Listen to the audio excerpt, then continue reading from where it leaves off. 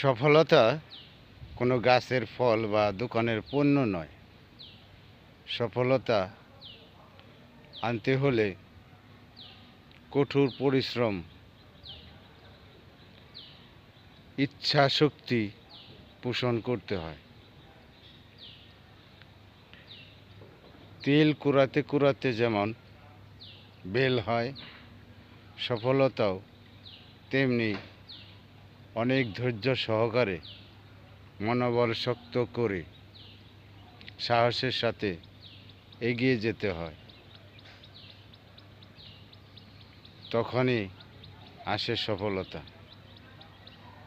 সফলতা আনতে গেলে প্রথমে প্রয়োজন আপনার ইচ্ছা শক্তি, মনোবল।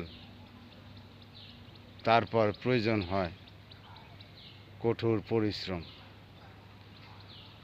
কঠোর পরিশ্রমের মাধ্যমেই সফলতা ধীরে ধীরে আপনার হাতের মুঠোয় আসবে।